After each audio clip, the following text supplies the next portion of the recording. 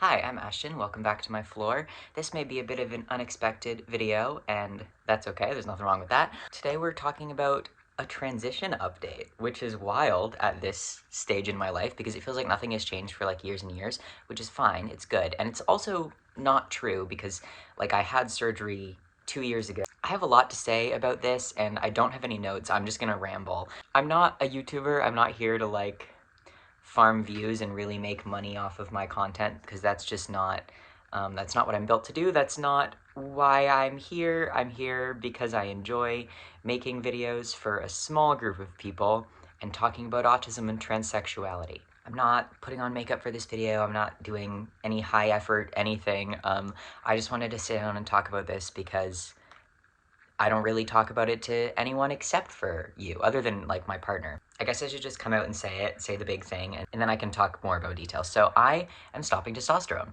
or I have stopped testosterone. I've been off testosterone for 3 weeks now, like 2 or 3 weeks, and I feel very normal about it, which is not what I was expecting, but that's not where I'm gonna start. And before you run to the comments, I'm not detransitioning. This isn't because I regret testosterone, and I'll talk about that more. This is just another aspect of my transition. I'm non-binary. I always knew that I might not be on hormones forever. And although the primary hormone that's in my body is changing / going to change, that does not mean my gender is any less what it is. I'm still a non-binary trans man, whether or not I'm on testosterone, and I was on testosterone for over 7 years. I believe somewhere close to 7.5 years. And I do not think that someone needs to be on hormones to be a valid trans person. I think that's pretty obvious. I think that's a very low bar to clear in terms of ethical thoughts to have about trans people. I don't know. Change is beautiful, change is normal and fine, and it's good to have things change sometimes. And I wanted to change up my hormones, so I did. One of the last videos I posted, I believe, was my big, I'm 7 years on T, here's everything that's changed, let's answer the questions about it, etc. And I talked a little bit in that video about not wanting to stop testosterone. But I did leave it open to the future, right? And my feelings changed. I wanted to stop. And there were a lot of reasons for that, and I'm going to go through kind of the pros and cons lists that I made, because I thought a lot about this before I made the decision. I'm not someone who takes medical changes lightly. If you want to have a spur-of-the-moment medical decision, that's not for me to decide. Like I said, you get to do whatever you want with your body forever, but that's not me. I take a long time to decide on things, and I think about things a lot before they happen, and that's what happened in this case. Anyway, but that's the big announcement, I guess, that I stopped T. And let's talk about why. I was on T for 7 years, and I loved it. Starting testosterone was one of the best decisions I ever made. I have zero regrets. I am so much infinitely more happy with my body and comfortable with my body now than I was when I started. It has brought me so much delight and so many beautiful changes and things that I could only dream of when I was a kid and when I was pre-T. So I have zero regrets. That is not what this is at all. This isn't I'm coming off testosterone and I hate my body and I wish I could be a girl again. No, that's very much not what this is. I really started thinking about this after I made that video where I talked about being 7 years on T. Because a lot of people were asking, are there any more changes you're looking forward to? And I was like, no, not really, I'm good where I am. And I think that's kind of where I started having a thought process of, do I need to be on T anymore? It's a bit of a chore to be on T when you inject it. I'm not someone who's good at remembering to take my meds, and I did my shots 8 days apart pretty much every week. I was very bad at taking them actually weekly. But that's neither here nor there, and that's not really related at all to why I stopped taking T. Every week I would do my shot, and I was just like, oh, I don't want to do this. And I figured, do I have to? Do I need to anymore? If I don't want to take my shot, and I've got all the changes that I would want from T, they're all here in my body. I don't need the testosterone anymore because it's already changed my body. And so that's the thought path that I started going down, and I was like, I don't know, well, let's list out the pros and cons, right? For me, this decision to stop testosterone was much less of a I don't want to be on it anymore because I don't like it, and more of a it's given me everything I wanted, so I'm okay without it now, potentially. I might be. I don't know yet because it's only been a couple weeks, but so far I'm doing okay. I'm fine. You don't have to be on your hormones forever. you get what you want out of them and then you don't want to be on them anymore, you can stop, and that's okay.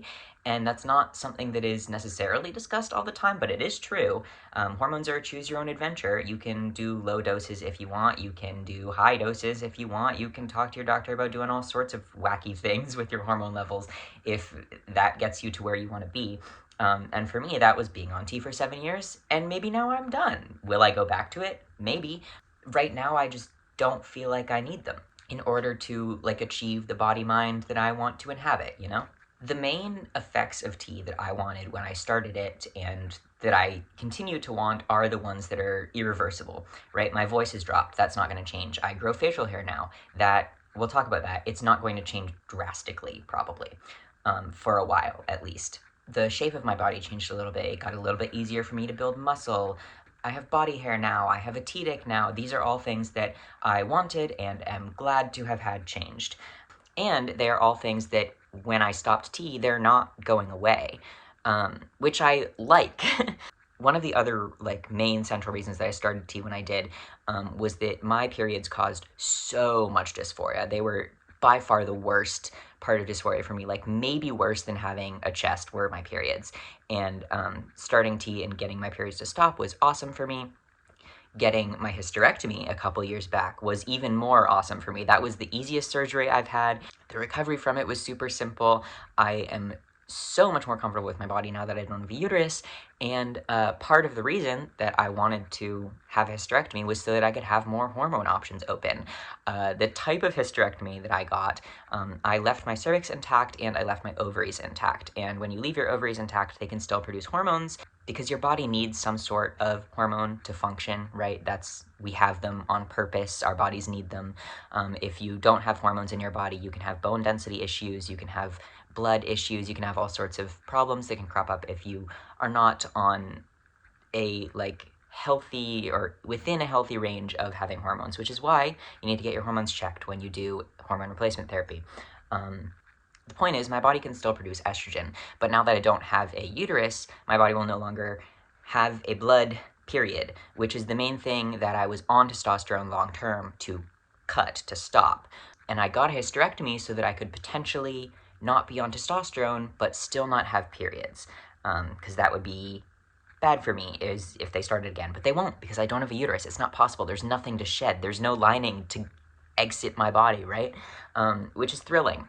Honestly, a lot of this, like, decision was just me being curious of what it would feel like to be off of testosterone and back on estrogen, because I haven't had an estrogen-dominant hormone system for, like, 7 or 8 years, right?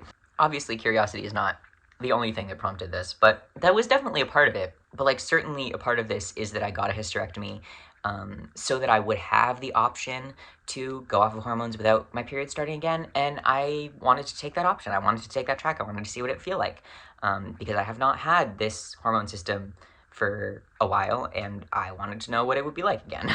I talked a little bit about this at the beginning, but I do want to, like, clarify and restate that my identity hasn't changed at all. I still use he, him, and they, them pronouns. I'm still a non-binary trans man. And I have a lot of other words that describe my gender as well that I've talked a bit about before. I'm a bit of a gender label hoarder. I really enjoy gender labels. They make me feel seen, and I really enjoy them. I'm a big gender label fan, xenogender defender, etc. The thing about transition for anybody, whether or not you're a binary trans person or a non-binary trans person, or, I mean, if you're not trans, you're probably not transitioning, but regardless of the type or style of trans person that you are, transition is not one size fits all. There is no single way to go down the path. There are so many different things that you can explore or not explore or decide to do or decide to not do. And for me, I was like, what if I just try not being on testosterone for a bit?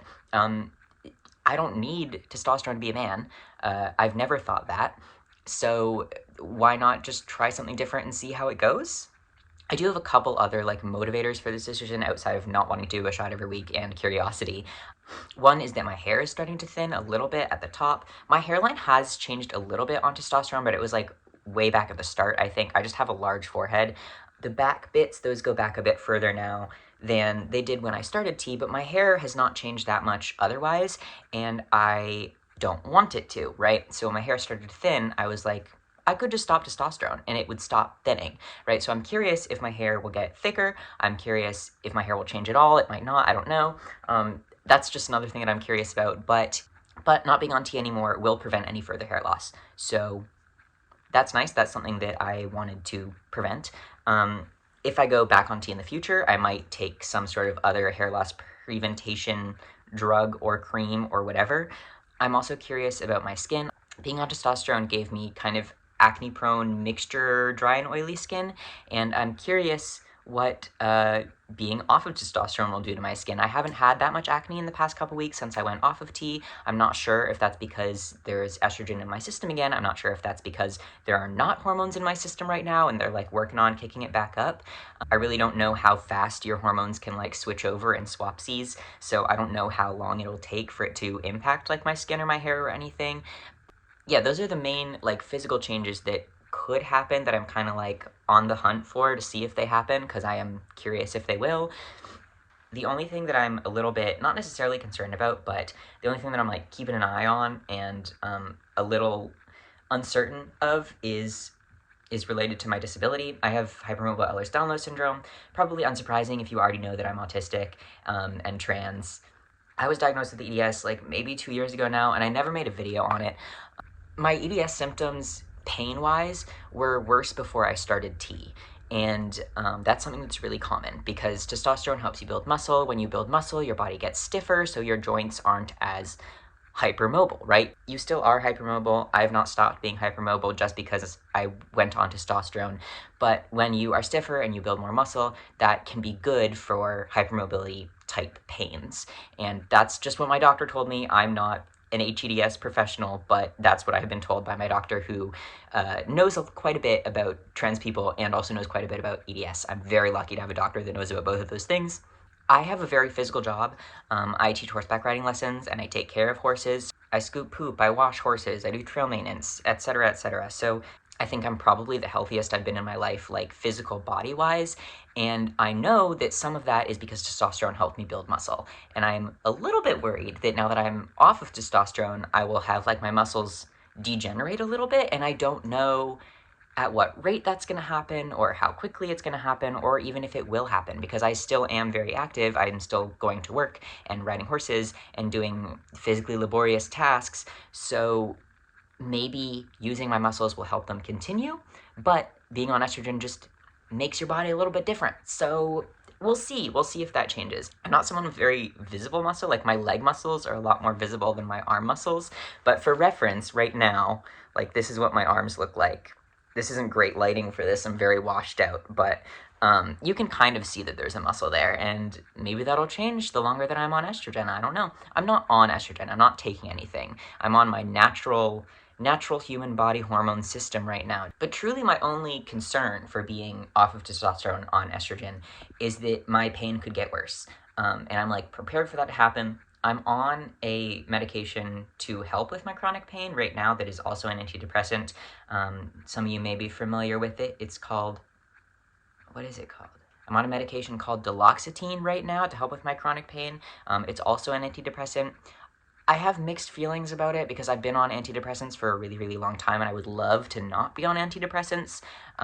Just like politically, I would love to not be on antidepressants. I don't know if that makes sense, but it'll make sense to some of you. But because my current antidepressant is also helping me manage my chronic pain, I'm staying on it for now. I'm going back to my doctor in 3 months, less than 3 months now, because it was 3 months from my appointment, which was a couple weeks ago.